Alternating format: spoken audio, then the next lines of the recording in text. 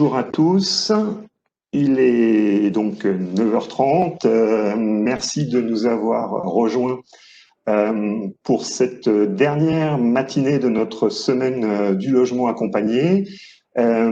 Pour cet atelier où nous recevons donc aujourd'hui Dominique Nguyen, qui est responsable du service Habitat spécifique à la direction des prêts de la Banque des Territoires, et Frédéric Levet, chef de projet dans la même direction de la Banque des Territoires.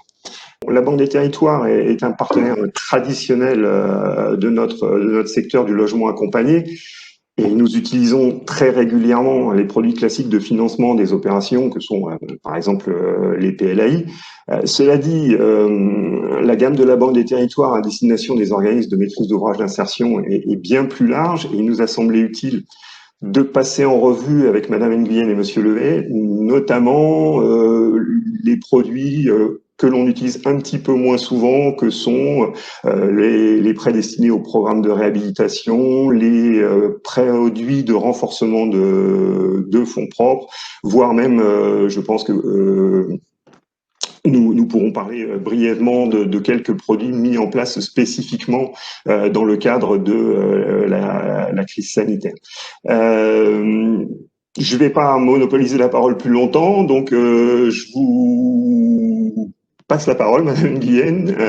Oui, bonjour. Donc voilà, je vois un nom ou deux que je connais un peu. Désolée pour les autres personnes. Donc voilà, nous sommes donc à la Caisse des dépôts, hein, donc Banque des Territoires, qui est une direction en fait de la Caisse des dépôts. C'est pas une banque en tant que telle. Hein, voilà, c'est plutôt une marque. Et donc la direction des prêts au sein de la Banque des Territoires est en charge de tout ce qui est des prêts sur ressources réglementées, donc livret A, livret développement durable, LEP, voilà, essentiellement d'ailleurs livret A. Il y aura un gros débat en ce moment hein, sur le plafond du livret A, etc. Je pense que l'UNAFO sûrement est aussi dans ce débat par rapport aux organismes HLM, etc. Donc, juste pour donc, est-ce que Virginie, vous pouvez passer éventuellement le premier slide? Donc, voilà, aujourd'hui, on va vous présenter succinctement hein, notre gamme des prêts. Et comme disait Monsieur Baudet, effectivement, le PLAI il est déjà bien connu. On va quand même se redire quelques autres prêts. On s'aperçoit que c'est pas très connu et pourtant c'est quand même très réservé aux organismes MOI, hein, parce que voilà, on connaît votre spécificité. Et donc, on a des prêts qui valent la peine quand même d'être connus et qu'on va se le redire. Effectivement, après ça, il y a quand même des prêts un peu plus récentes pour répondre aux besoins. Voilà. Donc, par rapport donc à notre présentation, voilà. Donc, premièrement, je vais parler des principaux prêts aux organismes MOI. Ensuite, on va dire les mesures un peu exceptionnelles qu'on a mis en place suite à la crise sanitaire et puis effectivement insister un peu plus sur les prêts un peu plus récents, notamment le prêt haut de bilan. Voilà, et donc n'hésitez pas surtout, on est vraiment là pour répondre à vos questions. Hein. Voilà, donc on va faire une présentation rapidement, un quart d'heure, 20 minutes, pour laisser le temps ensuite aux échanges. Alors, le slide suivant, voilà, juste pour dire que la Caisse des dépôts est quand même un organisme un peu particulier, hein, donc nous ne sommes pas une banque classique. Du coup, notre gamme des prêts est aussi un peu particulière. Hein, donc, premièrement, on fait le même taux à tous les emprunteurs, quelle que soit la taille et la situation de l'emprunteur, hein, de la plus petite association jusqu'aux plus gros organismes HLM. C'est exactement le même tarif. On n'a pas de grille de risque comme dans les autres banques. Donc évidemment, ça suppose quand même qu'il y a une qualité quand même de l'emprunteur et du projet. Donc il y a une analyse de risque. Vous savez que tous les emprunteurs sont scorés chez nous. Effectivement, on regarde aussi si le projet il est équilibré. Une fois qu'on a statué là-dessus, c'est le même taux pour tout le monde. Et deuxième caractéristique, le taux du prêt, il est indépendant aussi de la durée, hein. C'est très particulier. Normalement, plus la durée est longue, plus le taux est élevé. Pas chez nous. On fait le même taux depuis 15 ans jusqu'à 40, 50, 60, voire maintenant 80 ans sur un prêt dédié à un contexte particulier sur le foncier. Voilà, donc et puis troisième caractéristique, enfin le deuxième plutôt là dans le slide, c'est simplement lié à la vocation sociale du projet. Voilà, on a une gamme très simple de prêts, hein, donc soit il est en dessous du taux du livret A, auquel cas c'est un prêt hyper bonifié, comme on va le dire tout à l'heure, là quels sont les prêts hyper bonifiés. Donc, effectivement, nous, on perd complètement sur toute la gamme, hein, puisqu'on prête en dessous du taux du livret A. Et vous savez que notre coût de la ressource, qu'on appelle le coût de la ressource, c'est le taux du livret A qui sert à rémunérer l'épargnant et puis la commission qu'on doit verser aux banques. Donc ça s'appelle le coût de la ressource. Donc, c'est le livret A aujourd'hui plus 50, 60 centimes, 0,50, 0,60%. Donc ça, c'est notre prix de revient, on va dire. Effectivement, dès qu'on prête en dessous, forcément, on perd de l'argent. Voilà. Et pour tous les organismes MOI, on prête soit au coût de la ressource, soit en dessous du coût de la ressource. Voilà. C'est vraiment un soutien par rapport au logement accompagné et effectivement pour les personnes, donc les logements très sociaux. Voilà. C'est juste un petit rappel pour dire ça. Donc que vous connaissez sûrement déjà, hein, parce que vous êtes déjà un petit peu emprunteur à la Caisse des dépôts. Voilà, donc pour la production, le slide suivant, on rappelle simplement que vous pouvez avoir droit au prêt PLAI qui donne effectivement qui donne droit aux avantages fiscaux, TVA à taux réduit, exonération de la TFPB. Forcément, donc c'est indispensable pour l'équilibre de l'opération, évidemment, et puis conventionnement APL aussi. Mais donc le deuxième prêt, il est moins connu et effectivement, bon peut-être dans la famille Unafo, vous avez moins à faire à ce prêt-là. Néanmoins, dans les autres organismes oui, qui fait des logements en diffus, c'est très utilisé. Hein, donc le prêt PHP, prêt habitat privé, qui en fait ressemble comme deux gouttes d'eau au PLAI, avec les mêmes caractéristiques, mais qui n'ont pas besoin d'agrément. Voilà, il n'y a pas besoin d'aller chercher l'agrément de l'État. Et il permet effectivement de financer les logements très sociaux conventionnés APL grâce à l'ANA. Voilà, donc ça, ce prêt-là, il est très précieux et quand même très bien utilisé. Alors le troisième, il est encore plus méconnu et pourtant on le réserve seulement aux organismes MOI parce que normalement c'est pas notre vocation. Prêt relais, PREL, c'est un prêt qui sert en fait au préfinancement des subventions. Dans les projets donc que nous finançons, soit en PLAI, soit en PHP, parce que effectivement, on a bien entendu que les subventions n'arrivent pas évidemment en une fois, hein, c'est cadencé selon le rythme des dépenses, et du coup, il y a souvent des problèmes de trésorerie dans les organismes MOI. Donc, ce prêt-là, il sert précisément à faire ce préfinancement et qui sera remboursé lorsque les subventions seront versées donc à l'opérateur. Donc, il a une petite durée de 1 à 3 ans, qui est la durée en fait des travaux, hein, voilà, et surtout qu'il est auto-fixe sur le même taux que le prêt long terme. Par exemple, si on est en PLAI, donc le TLA moins 0,20 aujourd'hui, ça fait 0,50 moins 20, ça fait 0,30. Donc, le taux fixe, il est figé à 0,30 pendant 3 ans maximum. Voilà. Donc, ce prêt-là, il peut être très utile pour les petits organismes qui ont des problèmes de trésorerie pour avancer, faire des avances en attendant l'encaissement des subventions. Est-ce que vous souhaitez poser déjà des questions ou est-ce que je continue? On peut peut-être avancer dans la présentation. Pour le moment, on n'a pas de questions via le chat et je ne vois pas de main levée. Donc, Ok. Alors, ça, c'est pour la production, pour la réhabilitation maintenant. Donc, on a toute la gamme. Donc, Virginie, s'il vous plaît, le slide suivant. Donc, toute la gamme des prêts PAM, prêts amélioration, hein, prêts PAM, qui est déclinée, voilà, selon différents critères. Donc, la gamme d'entrée dite classique, PAM classique, voilà, il est tarifé au coût de la ressource, hein, donc toujours livret A plus 0,60. Et on a mis en place, depuis déjà un bon nombre d'années, peut-être 10 ans, hein, l'éco-prêt, c'est un prêt bonifié, puisque vous avez vu qu'on prête tout en dessous du taux du livret A. Donc, livret A moins 0,75, moins 0,45, moins 0,25 selon la durée.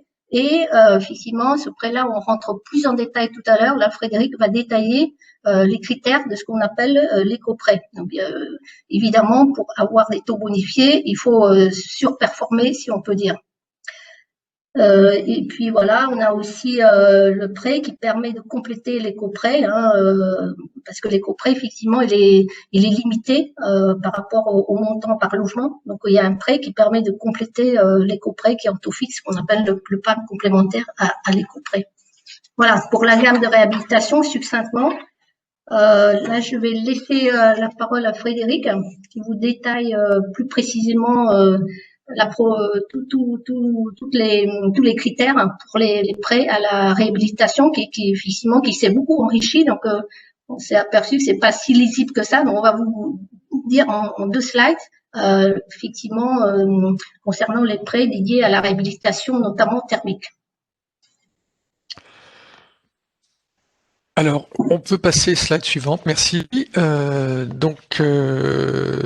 vais commencer plutôt par la colonne de droite pour vous indiquer, préciser ce qu'on entend par réhabilitation classique, au sens, je dirais, un petit peu historique, puisque vous avez donc la première partie de la réhabilitation classique, c'est l'amélioration ou la réhabilitation qui est donc assurée par le PAM classique, qu'il soit à ressources livret A, soit en TLA plus 60, soit à taux fixe.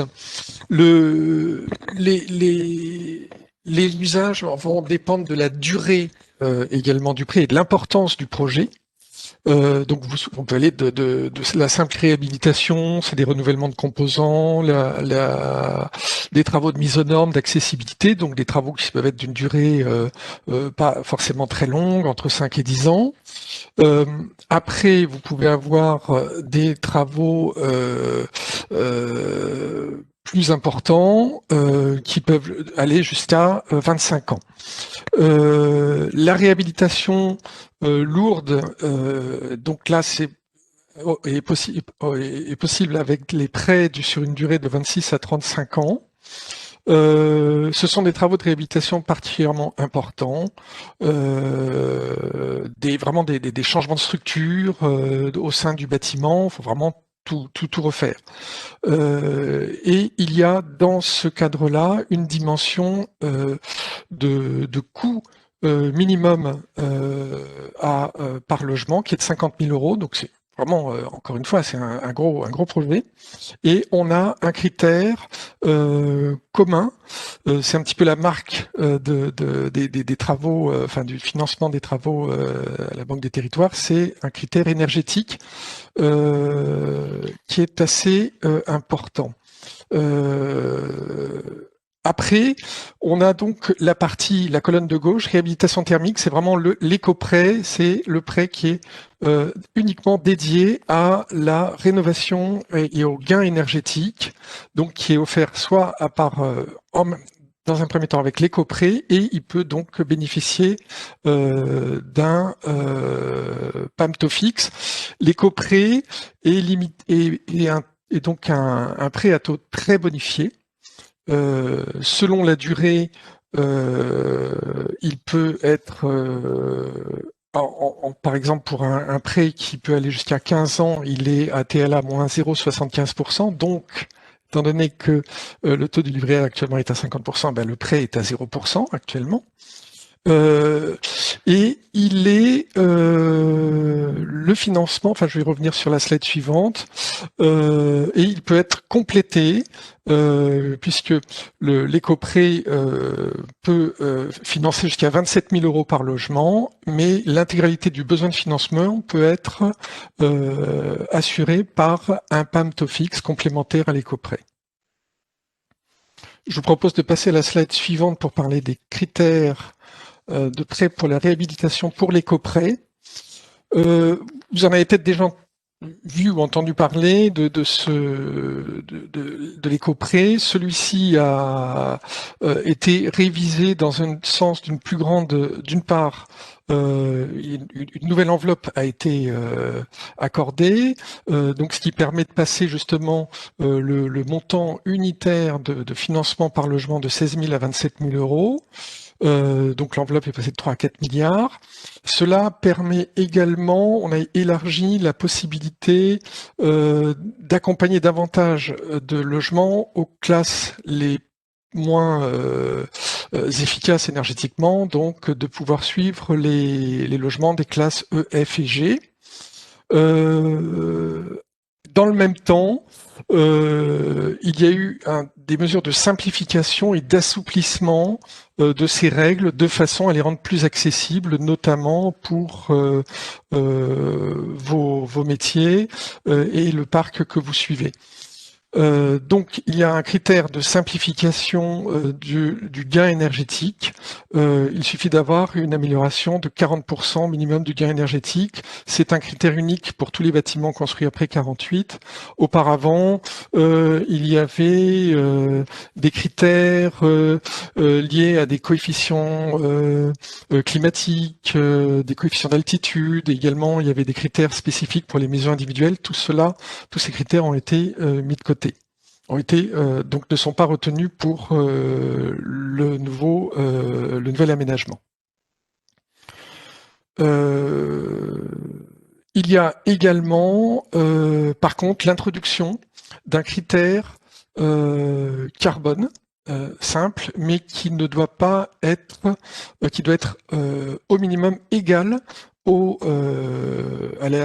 à l'efficacité en gaz à effet de serre actuelle. C'est-à-dire, par exemple, vos installations, le logement que vous prévoyez de réhabiliter et chauffer à l'électricité, eh bien, on ne va pas substituer au mode d'électricité une chaudière au fioul qui sera plus émettrice. Il y a également donc une majoration amiante qui est de 3 000 euros, qui permet de financer la partie si jamais vous avez justement de l'amiante, une composante amiante dans vos projets de réhabilitation. Voilà pour la partie réhabilitation. Je ne sais pas si vous avez des questions. Oui, alors nous avons une question par le chat une personne nous demande si ces prêts à réhabilitation sont réservés au patrimoine conventionné APL ou est-ce qu'ils peuvent financer des travaux de réhabilitation énergétique dans du patrimoine de logement foyer non conventionné.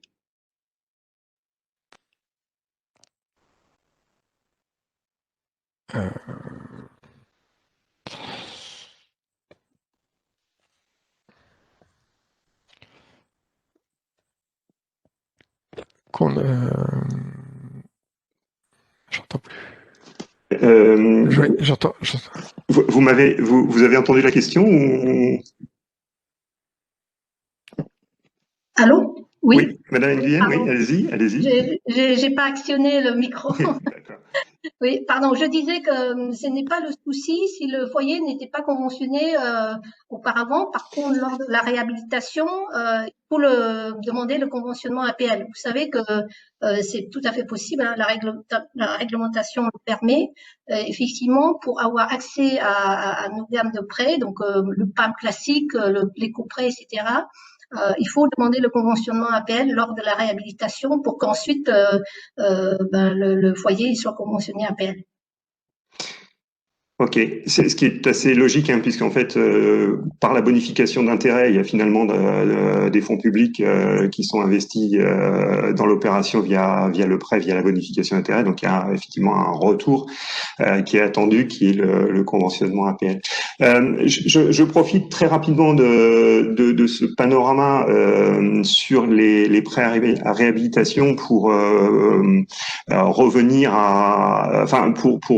pour dire que on est aujourd'hui à la veille du déblocage d'une enveloppe assez importante, hein, de l'ordre de 460 millions d'euros de prêts dans le cadre du plan de relance à destination du logement social pour financer des opérations de réhabilitation lourde et de couplées à des rénovations thermiques. Bon, aujourd'hui, les contours définitifs de cette enveloppe ne sont pas tout à fait définis. La DHUP travaille avec le Trésor encore dessus. Ce que l'on sait, c'est que cela prendrait la forme d'une subvention qui serait proche de la subvention Palulos, qui n'existe plus vraiment aujourd'hui. Que les priorités seraient données, effectivement, comme je le disais à l'instant, à des opérations de restructuration lourdes couplées à une rénovation thermique qui permettent à minima de gagner 2 étiquettes énergétiques. Donc, en fait, des choses qui sont tout à fait proches, en fait, des conditions d'octroi du PAM, telles que vient de nous le présenter Monsieur Levet. Donc, dès qu'on aura plus d'éléments sur cette enveloppe, on pourra communiquer à nos adhérents. Mais j'attire tout de suite votre attention dessus parce qu'il faut éventuellement, commencer à faire chauffer les dossiers, si je puis me permettre cette expression un peu triviale, puisque l'objectif du gouvernement, c'est un plan de relance de l'économie. Ça veut donc dire éventuellement que la priorité serait donnée à des projets qui pourraient être mis en chantier en 2021, dès 2021 ou 2022. Donc, enfin voilà pour ce petit élément d'éclairage. Je reviens une dernière fois, non pas une dernière fois. Du coup, je reviens aux questions chat avec une question qui est, enfin 2 questions. La première qui est comment mixer les différentes offres de prêt pour des travaux mêlant restructuration et amélioration thermique. Donc, et la deuxième, mais ça on y reviendra peut-être un peu plus tard, peut-on préciser la différence, enfin un peu mieux préciser la différence PLAI-PHP? Alors, peut-être la première question d'abord. Alors, pardon, vous m'entendez? Donc, la première question, c'est comment mixer les prêts dans une opération à la fois de restructuration et de réhabilitation thermique? C'est ça. Écoutez, donc derrière cette question, j'imagine que c'est un projet donc qui consiste à la fois peut-être d'avoir la possibilité de faire appel à un PLAI quand c'est une restructuration lourde, par exemple, parce que dans les foyers de travailleurs migrants, c'est ce qu'on voit souvent. La réhabilitation, elle est tellement lourde que c'est peut-être même éligible au PLAI, voilà. Et ensuite, peut-être sur un autre bâtiment, faire de la réhabilitation donc thermique. Donc le bâtiment est conservé, mais néanmoins donc va avoir des travaux importants, notamment en termes de performance énergétique. Dans ce cas-là, effectivement, sur la partie qui peut être éligible au PLAI, on fait un plan de financement qui est lié à cette partie-là. Sur la partie de réhabilitation, idem. Donc on va calculer effectivement la partie qui peut être éligible donc à l'éco-prêt plus le PAM taux fixe complémentaire. Je ne sais pas si je réponds à ça, mais il me faut peut-être un exemple un peu plus précis. Ok, bon, peut-être que ce sera l'occasion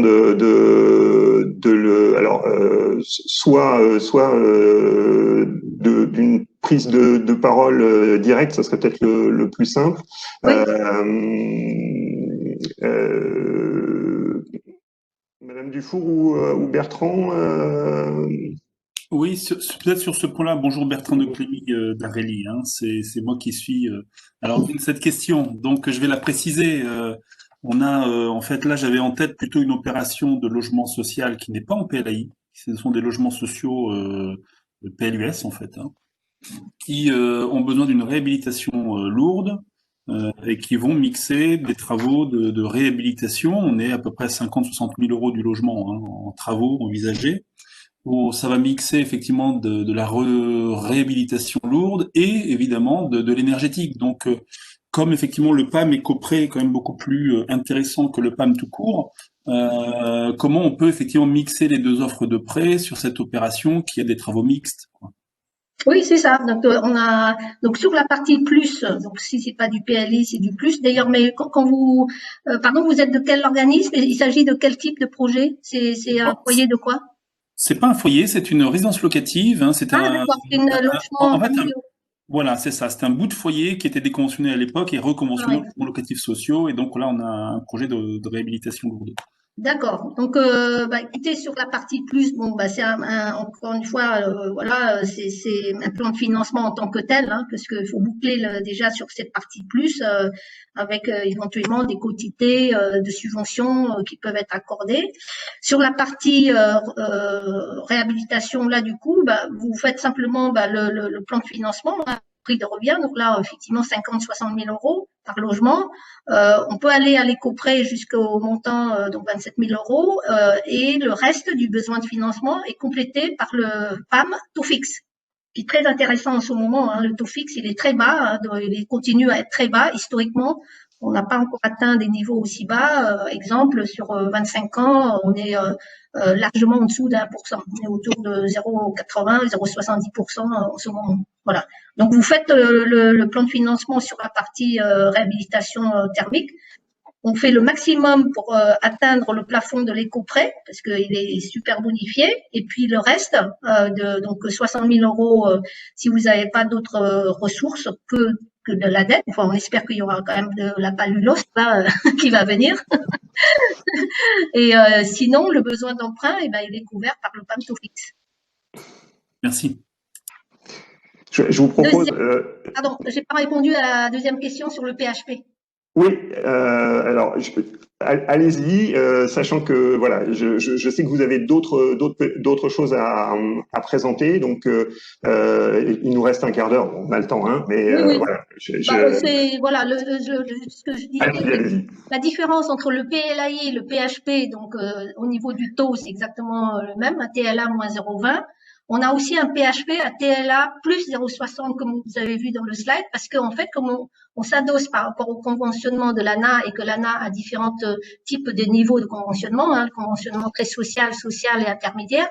Donc, le niveau de taux, il dépend du niveau du conventionnement et du niveau de loyer. La différence entre les deux prêts, donc le PHP n'a pas besoin d'agrément, hein, donc c'est beaucoup plus souple, puisque le PLAI, il faut quand même aller chercher les agréments. Deuxièmement, en fait, le PHP, il est plutôt dédié au logement en diffus, hein, donc plutôt pour les organismes MOI qui font des logements en diffus qu'en logement foyer. Voilà, parce que effectivement, le conventionnement ANA, c'est du parc privé social. Voilà, la différence en deux mots. Voilà, c'est vrai que la plupart de nos adhérents aujourd'hui diversifient leur production, hein, donc en fait n'ont pas uniquement que des logements foyers et s'intéressent également au parc diffus. Dernière précision, ce PHP ouvre-t-il l'exonération à taxe foncière comme un Non, justement, la différence de PLAI, il n'a pas besoin d'agrément, mais du coup, on n'a pas non plus les avantages. Donc vous n'avez pas l'exonération TFEV. Par contre, via le mécanisme de l'ANA, à travers les programmes de réhabilitation, vous avez le droit commun qui s'applique sur la TVA. La TVA peut-être à taux réduit, mais ça, c'est pas lié au prêt du coup. Ok, merci pour ces précisions. Hein. Je vous propose de poursuivre.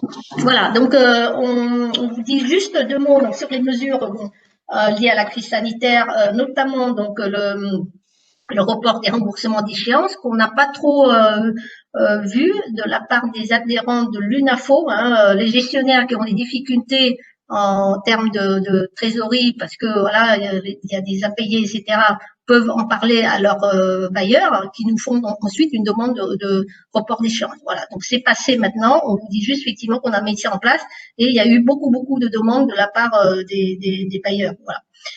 Il y a une mesure qui est en cours, par contre, qui se termine très vite là, le 30 novembre, dans quelques jours, qui est le prêt de haut bilan soutien au chantier. Voilà, si vous avez eu des chantiers qui ont été retardés à cause de la crise sanitaire pendant une période très précise, hein, donc les chantiers entre le 1er juillet 2018 et le 5 juin 2020 est encore en cours d'exécution au 16 mars 2020.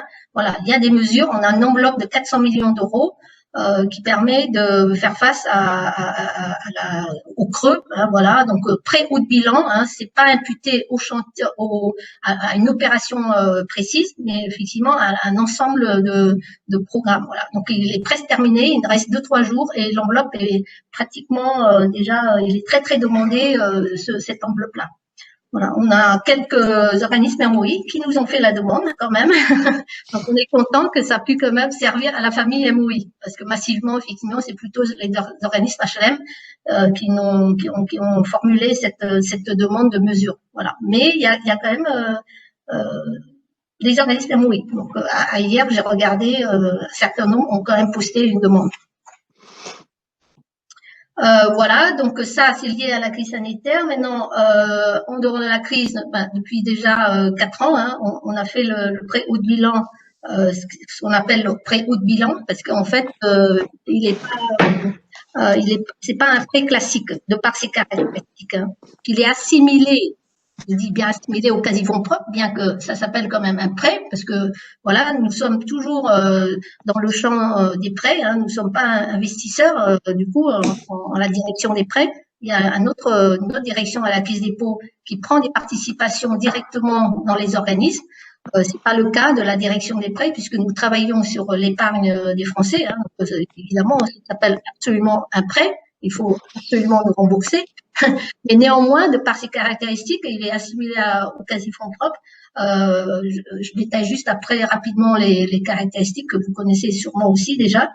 Voilà, et du coup, on est à la tranche 3 hein, de ce qu'on appelle le PHB 2.0, puisque c'est la deuxième génération. Et la souscription, c'est en ce moment. Voilà, on a ouvert la souscription depuis mi-octobre et je crois qu'on l'a prolongée jusqu'à 15 décembre. Voilà, il y a pour donner un petit quelques jours de plus aux organismes. Et de nouveau, effectivement, il y a quelques organismes MOI qui ont souscrit, pas beaucoup, vraiment pas beaucoup du tout. Voilà, ce serait intéressant de savoir quelles sont les raisons pour lesquelles effectivement cette offre-là ne répond pas peut-être aux demandes, notamment donc des organismes MOI, en sachant que il est dédié à la production donc de logements, pas à la réhabilitation. Et pour les organismes MOI, on est très souple, on prend toutes les opérations, y compris des logements foyers, ce qui n'est pas du tout le cas pour les organismes HLM. Les organismes HLM, ce n'est pas ouvert à toutes les opérations. Jusqu'à présent, c'est seulement les logements familiaux ou les logements pour les jeunes.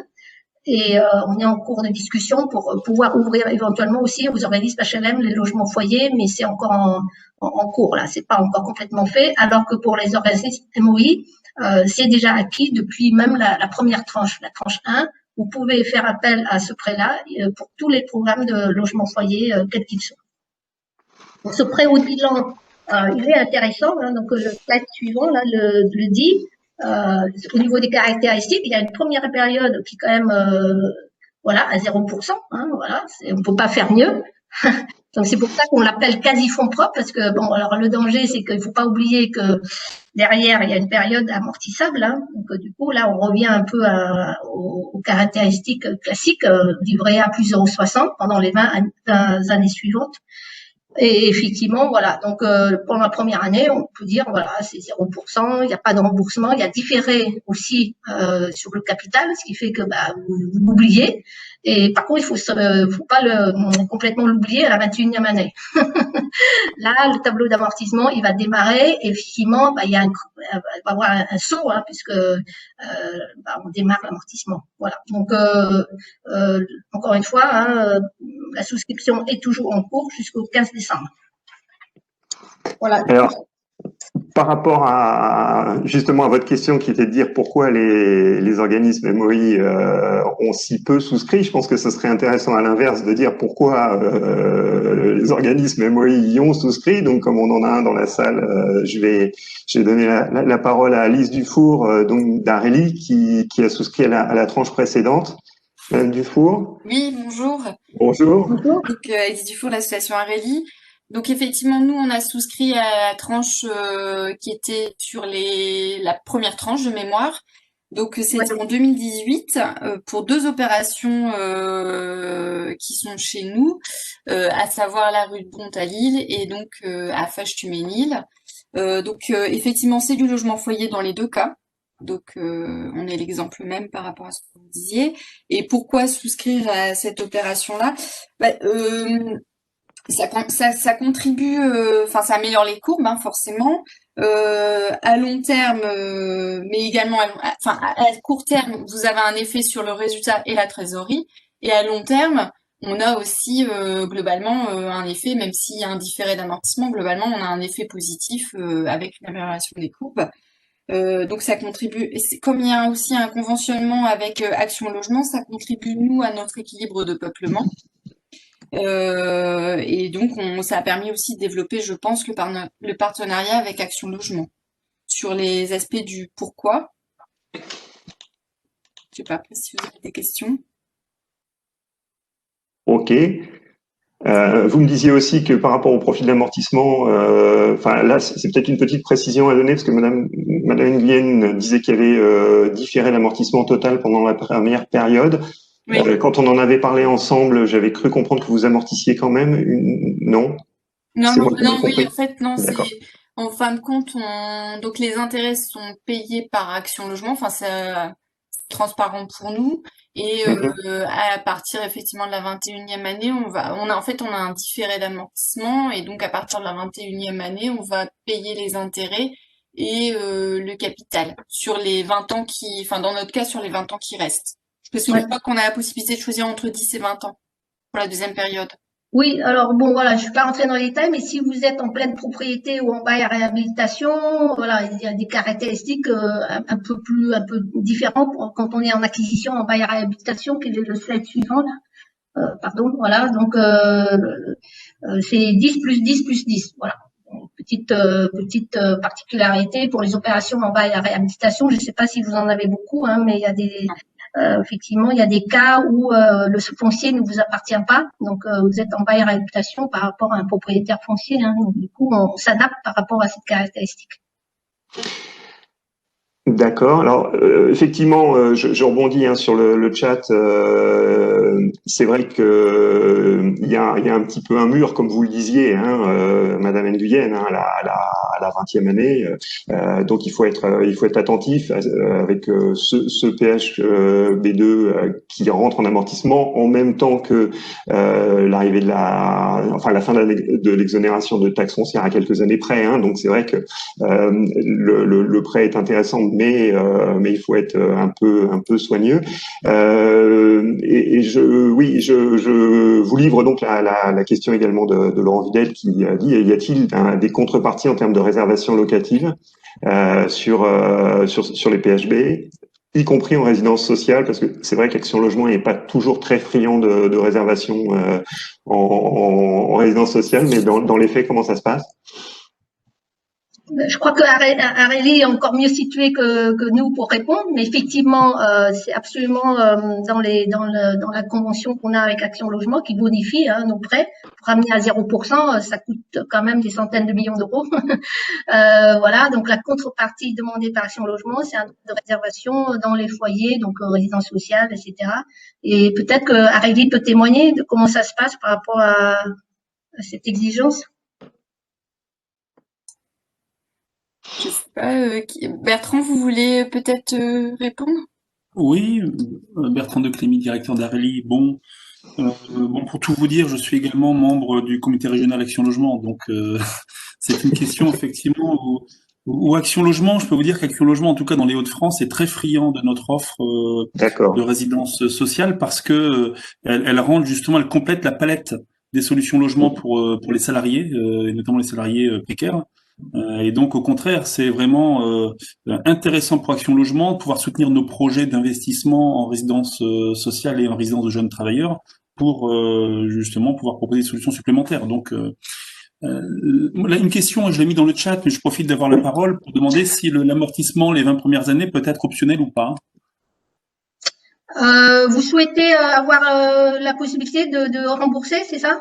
Voilà, on pourrait effectivement ne bénéficier que du 0% sur les intérêts les 20 premières années, mais quand même décider Oui, Écoutez, qui peut le plus peut le moins. Hein. Techniquement, ça doit être possible, oui. Moi, je dirais oui, mais bon, si vous permettez, je le vérifie et puis je dirais à la direction régionale Hauts-de-France de vous répondre plus précisément. Oui, merci, parce que ça peut vraiment être vraiment très intéressant dans un mix de financement. D'accord. Ça vous arrange mieux d'amortir tout de suite? Oui, effectivement, ce qui peut nous intéresser, c'est effectivement de bénéficier de 0% d'intérêt les premières années, sans pour autant remettre au lendemain le remboursement du capital. Très bien, ok, c'est noté. Très bien.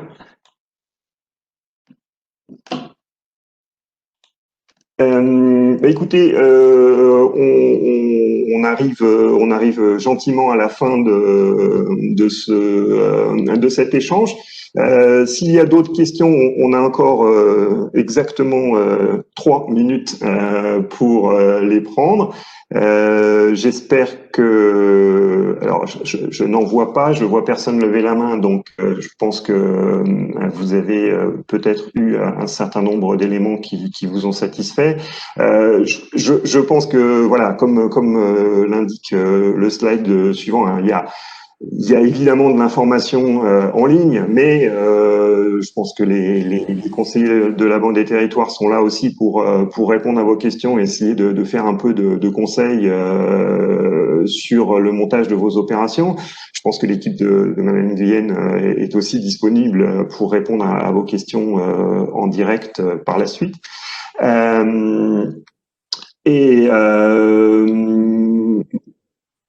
Je sais pas, là pour le moment je vois qu'il y a plus de questions, donc je pense, sauf si vous avez quelque chose à ajouter, Madame Nguyen ou Monsieur Levé, qu'on va pouvoir peut-être clôturer cet atelier. Ben non, écoutez, voilà, hein, donc nos collègues en direction régionale, évidemment, sont là pour répondre à toutes vos questions et apporter, si possible, notre expertise, entre guillemets, bien que moi, je considère quand même que c'est vous les experts et que nous, on est plutôt des financiers, hein, donc voilà, c'est un établissement financier. Mais si on est là, c'est vraiment, donc, encore une fois, la Caisse des dépôts avec ses particularités, hein, c'est pour servir tous les projets d'intérêt général avec des prêts un peu particuliers et voilà, vous apportez les solutions pour optimiser votre plan de financement. Hein. Notre seul souci, c'est ça, parce que comme on n'a pas d'autres enjeux derrière, hein, on n'a pas vos placements de trésorerie, on n'a pas vos tenues de compte, on n'a rien de tout ça. Donc voilà, si on est vraiment là, c'est pour servir le projet, les bénéficiaires in fine. Donc et puis s'il y a un souci, vous pouvez remonter à Monsieur Baudet, hein, comme on en a fait récemment. Si vraiment c'est bloqué au niveau terrain, éventuellement, nous on peut intervenir pour essayer de résoudre rapidement les difficultés. Voilà.